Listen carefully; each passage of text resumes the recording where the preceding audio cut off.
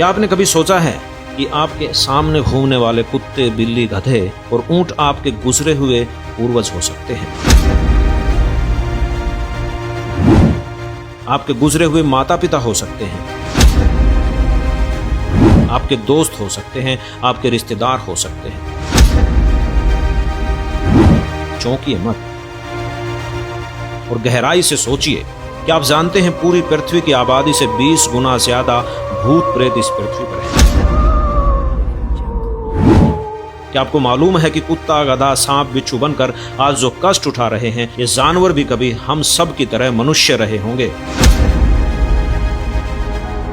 जी हां, साधारण मनुष्य से लेकर बड़े बड़े अधिकारी, मंत्री, यहां तक प्रधानमंत्री भी रहे होंगे। दोस्तों, यह 100% सत्य है कि आज जो अन्य प्राणियों, कुत्ता, गधा, सूअर, घोड़ा, बिल्ली, मच्छर, मक्खी की जूनियां भोत रहे हैं, वे कभी मनुष्य थे।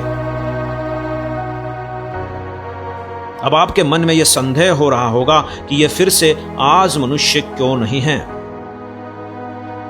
लेकिन हम आपको बता दें कि इन्होंने एक ऐसी गलती कर दी जिसको धर्मराज भी क्षमा नहीं करता। जो गलती भूत प्रेत, कुत्ता, बिल्ली, गधा बनने वालों ने कर दी, वो आप मत कर देना। क्या है वो गलती?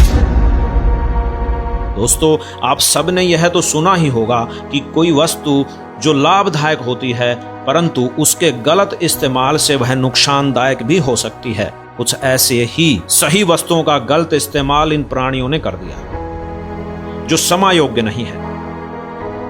आप सभी को मालूम है कि भक्ति करना अनिवार्य है, परंतु यहां हम कहेंगे कि भक्ति करना बहुत ही अनिवार्य है।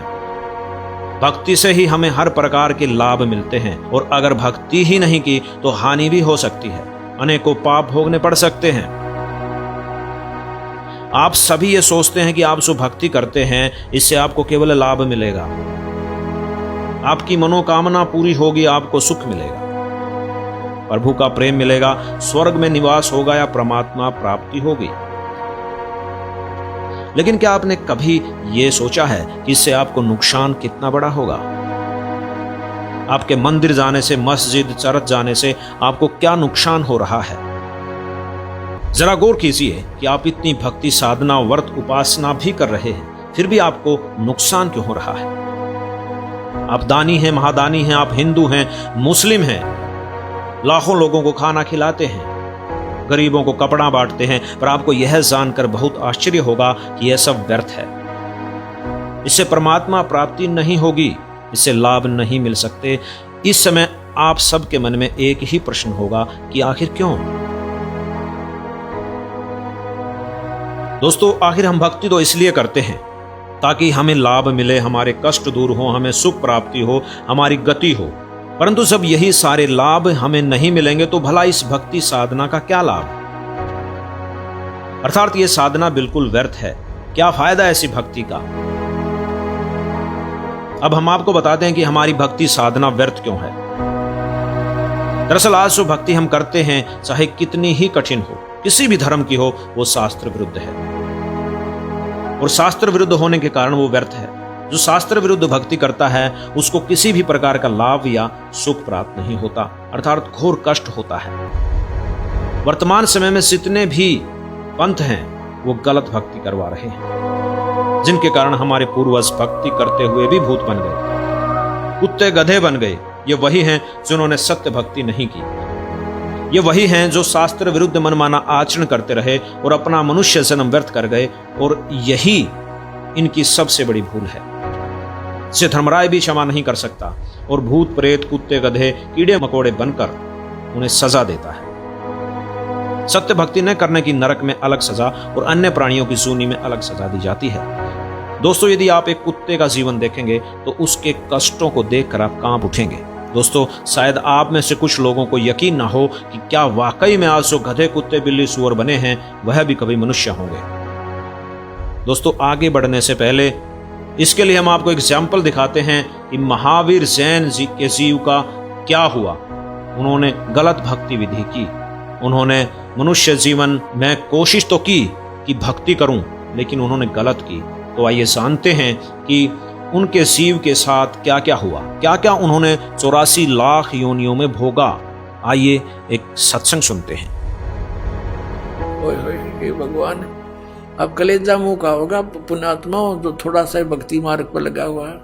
इन साधना करते करते ये बिरान मैटी, फिर क्या फायदा इस भक्ति का। कोट जन्म तन बरमत हो गए, कुछ नहीं हाथ लगा रे, कुकर सुकर खरबा बोरे कौआ हंस। अब देखो क्या हालत है। अनेकों भाव धारण किए, उसके बाद अनेकों जीवन धारण किए। 1000 आक वृक्ष के भाव शरीर, 80,000 बार सीप के जीवन भाव, 20,000 बार नीम वृक्ष के भाव, 90,000 बार केली वृक्ष के भाव और 3,000 बार चंदन वृक्ष के भाव, 5 करोड़ बार कनेर वृक्ष के भाव, 60,000 बार वैश्या के शरीर जीवन और 5 करोड़ बार शिकारी, ओह 20 करोड़ बार हाथी और 60 करोड़ बार गधा गधे के भाव। अपने आत्माओं, ये इतिहास उन्हीं का लिखा हुआ दिखा रहा दास, जिससे आपको दृढ़ होगा विश्वास कि सच्चाई ये जो की तो है जो भगवान ने बताई थी, कि जो साधना तुम कर रहे हो उससे ये दुर्गति तुम्हारी सदा बनी रहेगी। और जो साधना हम बताएंगे, जो परमात्मा ने बताई है, उससे ये सब झंझट मिटेगा। तो बुद्धिमान ऐसा कौन है जो अभी भी डले होगा, इन साधनाओं को करता रहेगा। जब तक विकल्प नहीं था तो मजबूरी थी, अब रास्ता मिल रहा है फिर भी ग्रहण नहीं करते, तो ऐसा शायद ही कोई होगा। अब ग्रहण करनी पड़ेगी साधना, इसलिए प्रमाण दिखाए जा रहे। 60 करोड़ बार गधा गधे के भाव और 30 करोड़ बार कुत्ता। हे भगवान, ये तो एक कब तेरा, इन दोनों में एक एक जीवन है। सारे इस पानी फिर जाए देवता वाले जीवना पे, बाढ़ में जाओ वो देवता पर जब गधा बन के खड़ा हो, क्या देवता रह गया फिर, उसकी क्या इज्जत रहेगी, क्या सुख रहा उसको। तो अब दया होगी परमात्मा के आपके ऊपर।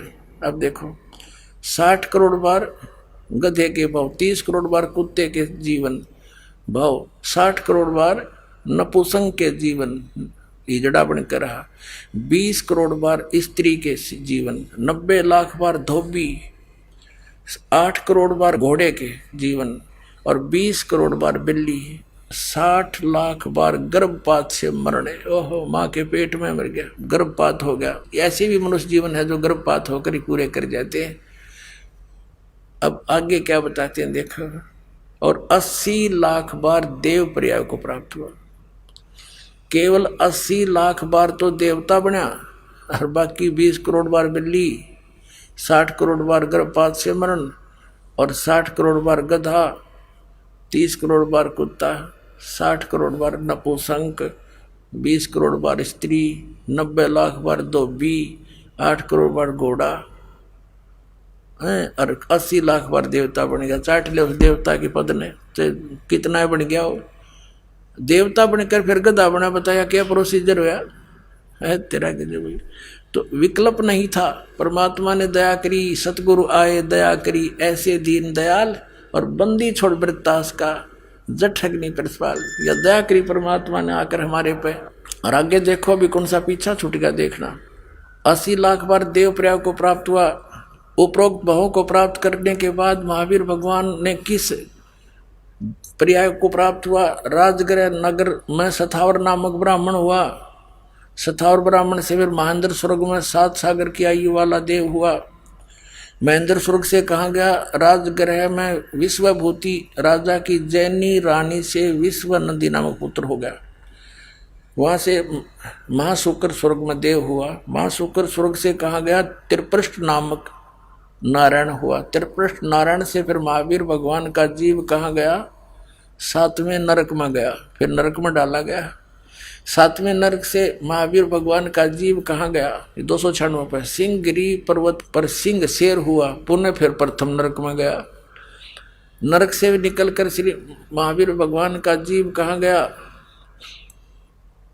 हिमवान पर्वत शिखर पर सिंह हुआ, वहाँ उसे एक अजिंत एवं अमित गुण नामक मुनिराज ने संबोधित किया। सिंह का जीव किस पर्याय में गया? सौधर्भ स्वर्ग में सिंह केतु नामक देव हुआ। ये सारा कुछ करता करता फिर यहाँ आ जाते हैं, हम थोड़ा सा शॉर्ट करते हैं। यहाँ बता कि सहस्र स्वर्ग से महावीर भगवान का जीव कहाँ गया? जम्बू द्वीप के छतरपुर नगर में नंदीवर्धन नामक राजा की वीरमती रानी से नंद नामक पुत्र हुआ। नंद का जीव कहाँ गया? पुष्पोत्तर विमान में देव हुआ और उसके बाद 24 में तीर्थंकर महावीर भगवान हुए। और श्री महावीर भगवान के जीव ने कितने पाखंड मत चलाए? 363 पाखंड मत चलाए। हाँ बताओ भाई। अब इसका निष्कर्ष निकालते हैं थोड़ा सा। राजा ऋषभ देव जी से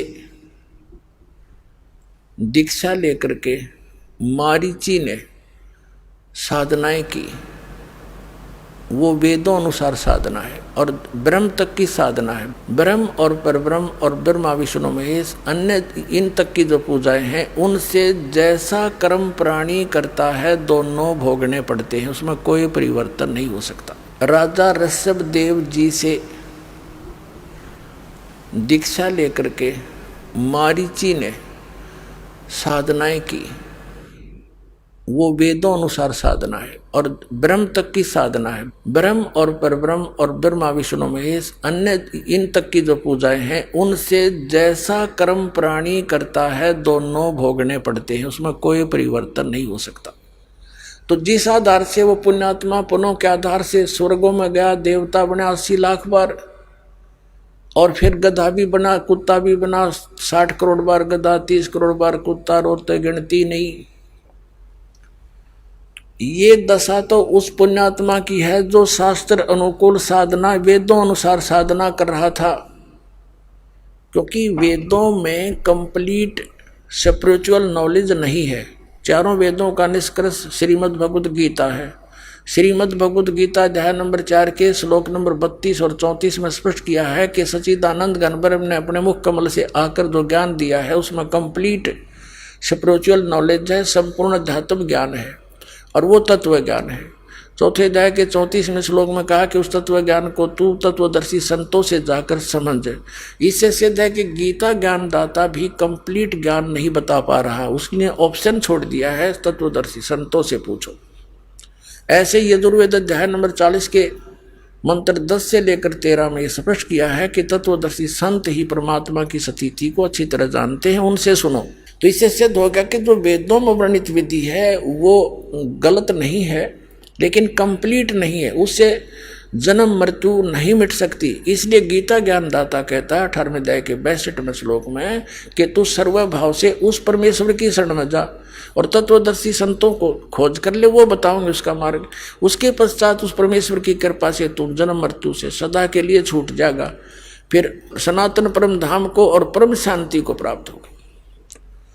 तो पुण्यात्मा, ब्रह्म साधना करने वाले मारीची के विधिवत साधक के ये ऐसी हालत हुई और आगे वही जीव महावीर जैन कहलाया, जो जैन धर्म का अंतिम आज तक का और 24 में तीर्थंकर हैं। उसने ना तो कोई गुरु धारण किया, उसके इतिहास में लिखा है, अपने आप हठ योग करके जैसा भी उसने अपनी साधना की, उसके बाद अपने अनुभव से 363 पाखंड मत बकवाद पंथ चला दिए। अब वर्तमान के जैनी इस महावीर जैन द्वारा चलाए गए पाखंड मतों के आधार से साधना कर रहे हैं। इनकी के दुर्गति होगी तो एक बार भी स्वर्ग ना जा सकते, यो कम से कम 80 लाख बार तो देवता बन गया था। तो दास का उद्देश्य किसी की क्रिटिसाइज करना नहीं है, आपको ये दिखा रहे हैं कि आप जी विष खा रहे हो, इस विष को त्याग कर अमृत खा लो, आपका मोक्ष होगा, आपके बच्चों को भी सुख होगा। साधना गलत कर रहे हो। अब क्या बताते हैं, कोट जन्म तन भरमत हो गए, कुछ नहीं हाथ लगा रे, और कुकर सुकर खरबा बोरे कौआ हंस बगारे। कोटि जन्म तू राजा की, ना मिटी न मन की आशा, भिक्षुकों का दर दर घूम लिया, ये मिला ना निर्गुण रासा। ये साधना नहीं मिली, आप ऐसे कठिन साधक भी रहे हो, घर त्याग गए, जंगल में चले गए, नगरी से भिक्षा मांग लाए, सूखी रोटी जैसी भी मिली खाली, बाकी रखती वहीं पर सूख जाती थी, अगले दिन भेकर खा लेते थे 2-2-3 दिन तक उस एक दिन की भिक्षा से, और जंगलों में अपना टाइम पास करते थे, भक्ति करते थे। उससे क्या मिला कि इंद्र कुबेर ईश की पदवी, ब्रह्मा वरुण धर्मराया, विष्णुनाथ के पुर को जाकर तो फिर भी वापस आया। क्या बताते हैं कि भिक्षुक होके तू दर दर घूमया, मिला ना निर्गुण रासा। ये साधना ना मिलने से, सच्ची साधना ना मिलने से तू ऐसी कठिन साधना करके भी उच्च पदों को प्राप्त करके, ब्रह्मा विष्णु महेश तक की पदवी को प्राप्त करके, इंद्र तक की पदवी को प्राप्त करके भी तू फिर वापस यही जन्म मृत्यु में चक्कर काट रहा है।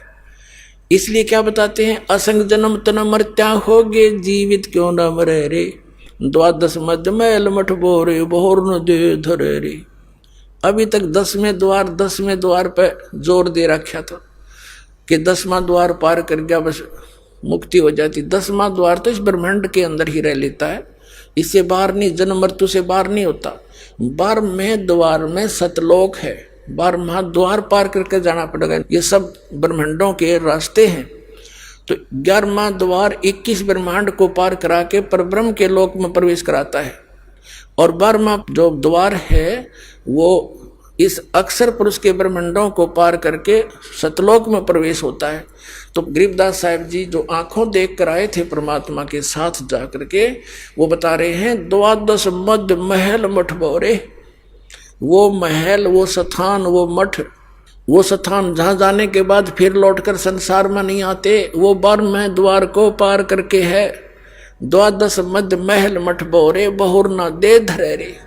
वहां जाकर फिर जन्म मृत्यु नहीं होती। फिर क्या बताते हैं, असंख्य जन्म तन मर्त्या होगे, जीवित क्यों न मरे रे।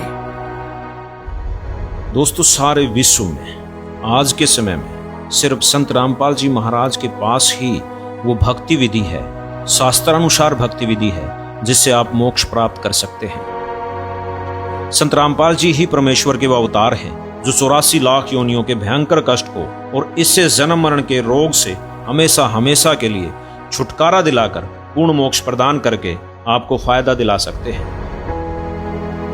अतः आप सभी से ये रिक्वेस्ट है, ये प्रार्थना है कि संत रामपाल जी महाराज जी का ज्ञान सुने और जितना जल्दी हो सके उनसे नाम दीक्षा लेकर अपना कल्याण करवाएं। सत्संग।